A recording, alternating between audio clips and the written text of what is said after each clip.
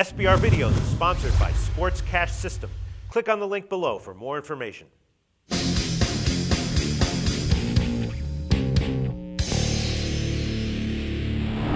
Hi, welcome to SBRForum Videos. I'm Peter Loshak. We're previewing Week 14 in the NFL, and right now we're talking with Scott Kellen from 6centsports.com, very well-respected NFL handicapper who also happens to be 12-8 against the spread in our videos this year. Scott, thanks for being back with us.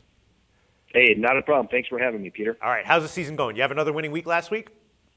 We did, yeah, 4-2. I think we're 9-4 the last 2 weeks, and as I said last year, I think we finished the last 5 weeks of the regular season with winning weeks, and we're doing more of the same this year, and the card this week looks to be very good again, so hopefully we can scratch out another winning week. Okay, sounds great. That is the mark of a class handicapper coming on strong at the end of the year. Scott Kellen from 6centsports.com.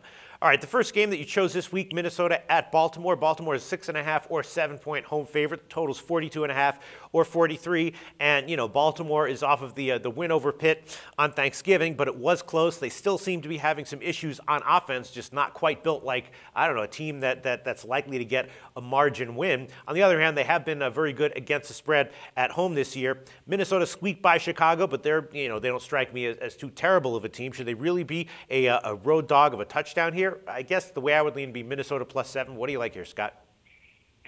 Yeah, same thing. First of all, if I look at, I'm going to play the Vikings in this game. If I look at, okay, how can the Vikings lose in this game? Well, the defense isn't great, and the two things that Baltimore seems to do is I watch their games when they play at home. They get these special team scores or big plays off special teams, and I guess if Mike Tomlin went to step in the field, maybe they would have had another one the other day. And then they also hit on these long passes. So I could certainly see them doing that against the Vikings secondary that's weak and has been pretty weak here in recent weeks. But with that said, the basis of all my plays are really system-oriented, and then just to make sure I've got enough value in the game. I make the number 7 in this game. If I look at a couple other things, I could make it 4.5 to 7. But the more concrete number, as far as what I do, is probably 7. So I think the line is fair. But Baltimore, they qualify in a very strong negative situation. They're off 2 exact wins. They're playing a bad team at home. They're favored by a bunch of points. And that's actually a pretty bad situation for NFL teams. And then couple that with the Vikings qualifying a couple of great rushing situations. One which is based on their strong performance last week. They ran for about 246 yards last week. That was off of 232 yards the week before. So more than likely they're going to be able to move the ball on the ground in this game, even against a very good Baltimore defense. And as you said, Peter, Baltimore just doesn't run away from anybody. They've scored 22 points or less in 7 straight games now. The Vikings have scored 20 or more in all but 2 games this year. The 2 games they didn't was the one that Freeman started in New York, so let's erase that one. And then the following game, which was Matt Castle against Carolina, I had Carolina in that game. And I think Castle's going to start in this game, and that would make all the difference in the world in this game if he can. Even last week, you look, I think when Ponder was in there, Greg Jennings had 1 catch with Christian Ponder. All of a sudden, in comes Matt Castle, and he has 6 catches with them.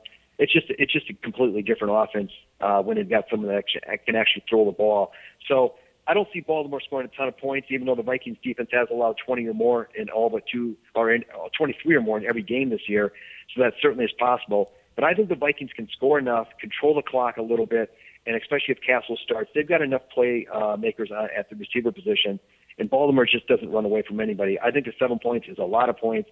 And then you couple it with all the situations, I think the Vikings are a pretty solid play here. Okay, sounds great. That's my feeling as well. The only minor question is, do the 2 days, the extra couple days off help Baltimore at all?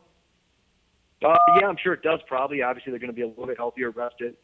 Maybe can scheme a little bit more. Absolutely. But I still think they're laying a ton of points, which for this offense, that's a big hurdle for them to get over, I think.